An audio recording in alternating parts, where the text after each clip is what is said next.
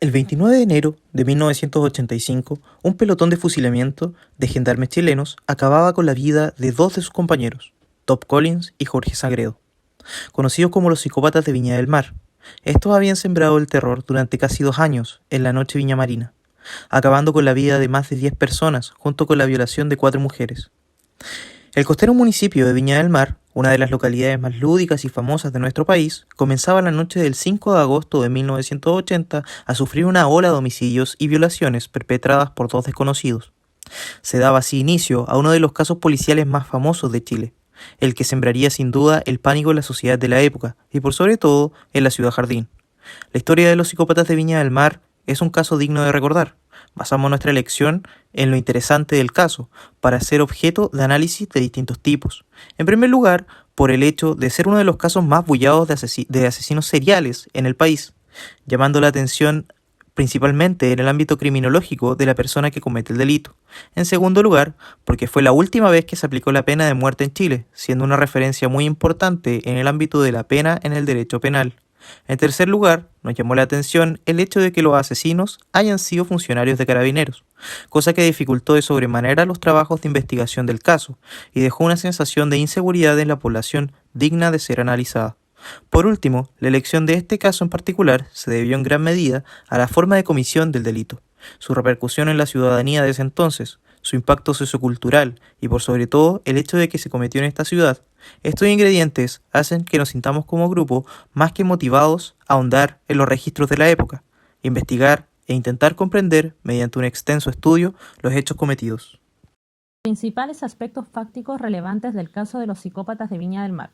Comprende los 10 asesinatos y 4 violaciones cometidas entre el 4 de agosto de 1980 y el 1 de noviembre de 1981 por los carabineros de la primera comisaría de Viña del Mar, Carlos Top Collins y Jorge Sagredo Pizarro. Víctimas de los crímenes de los psicópatas de Viña del Mar. Homicidio de Enrique Gajardo Casales.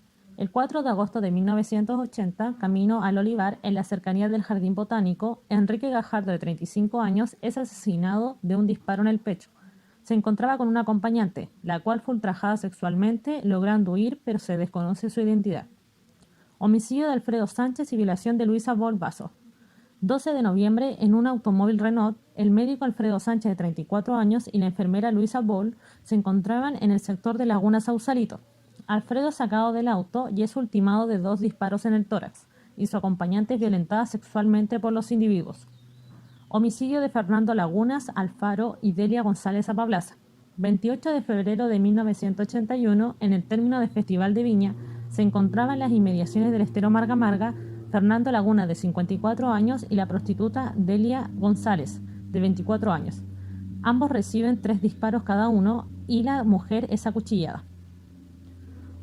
Homicidio de Luis Morales Álvarez. El 26 de mayo de 1981, Sagredo y Top Collins abordan el taxi conducido por Luis Morales, de 33 años.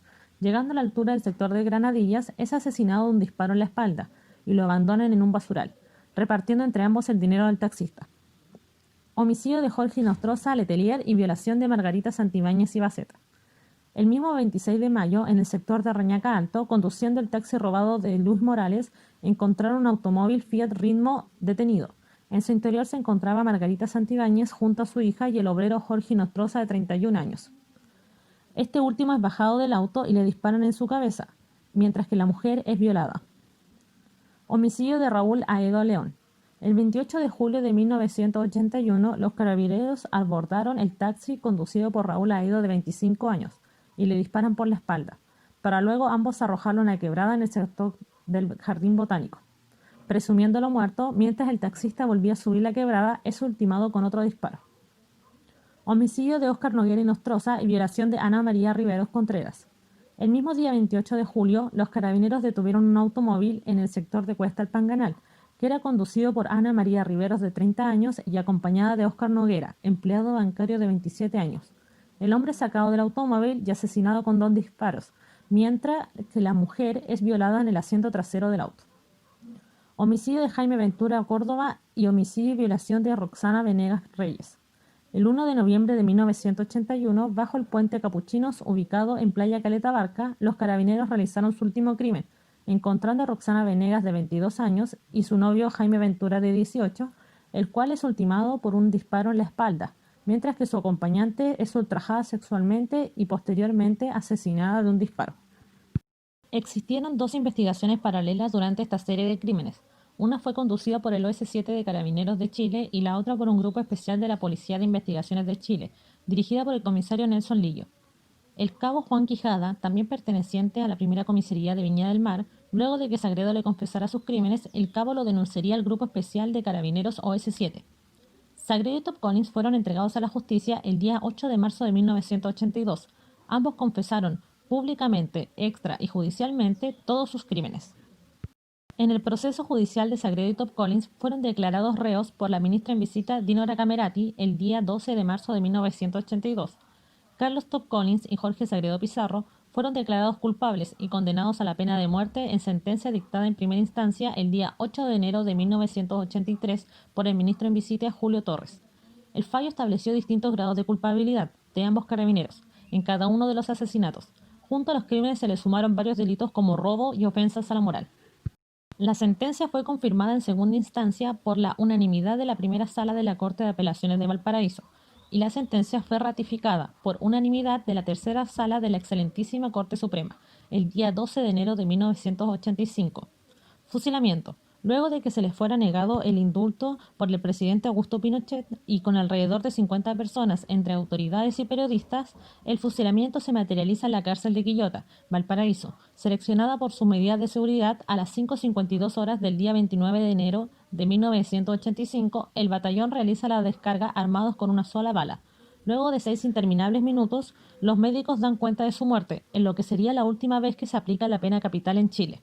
Este fue el último fusilamiento en Chile antes de ser derogada la pena de muerte en 1991 durante el gobierno del presidente Patricio Aylwin.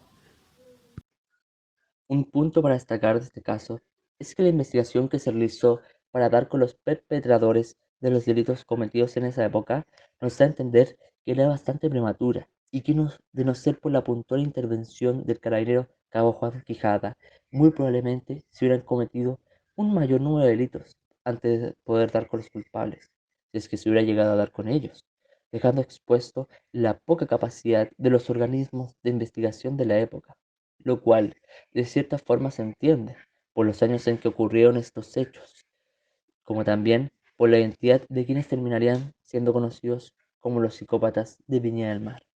De ellos podemos comentar, viendo la cronología de los delitos que fueron cometiendo, no solo veremos graves crímenes, sino que además una pequeña pero perceptible evolución en la dimensión de los actos maliciosos que cometían, como también poco a poco ellos eran menos reacios a cometer dichos actos. Un pequeño ejemplo de ello lo podemos ver en el que sería conocido como el primer delito que cometieron, el cual, no siendo menor que los que cometerían después, este solo constaría en un homicidio de una de las víctimas y amenazas hacia la otra, distinto a los siguientes actos delictuales que llegaríamos a conocer, pasando por homicidios más violentos y más directos, violaciones, entre otros.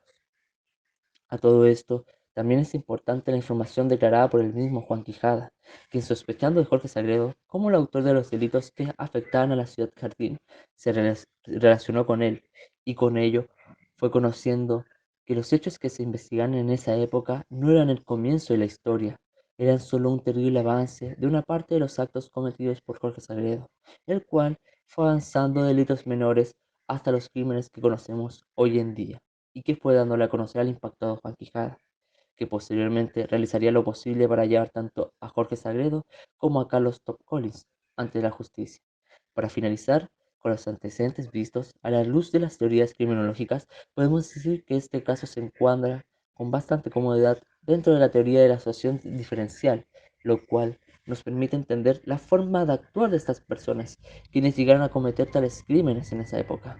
Ello lo podemos ver en la forma en que iban aprendiendo entre los delitos que realizaban, cada vez más graves mientras iban avanzando y con mayor facilidad con los que los cometían, poco a poco perdiendo la capacidad para resistirse a esos impulsos que los llevaban a realizar dichos actos y que el poco razonamiento que les quedaba para abstenerse ya no era suficiente para controlarlos. Y así como Jorge Sagredo dijo en una de sus últimas declaraciones, cada vez que mataba me dolía el cerebro, ello no fue impedimento para que él y Top Collins terminaran realizando la serie de crímenes perpetrados por ambos y que aún tienen repercusión e interés tanto periodístico como en personas comunes en nuestra actualidad. En conclusión, la historia de los psicópatas de Viña del Mar forma parte importante de la cultura viñamarina y, por qué no, de nuestro país. Un escandaloso y macabro caso que terminó con la vida de 10 personas, junto con la violación de 4 mujeres, que dio pie a la última vez que se aplicó la pena de muerte en Chile. Sin lugar a dudas, el análisis de este caso resultó interesante, ya que está lleno de curiosidades dignas de ser estudiadas. El revivir una vez más los sucesos ocurridos en aquella época nos hizo reflexionar sobre la importancia de la criminología al preguntarnos por qué se comete el delito, ya que esto forma parte importantísima para poder comprender la mente de quien en definitiva delinque. Por otro lado, otro aspecto que nos llamó muchísimo la atención fue la aplicación de la pena de muerte, la cual, si bien fue la última alternativa al día de hoy, no nos parece para nada acertada, pero se puede entender que para la época sí era una alternativa viable de justicia.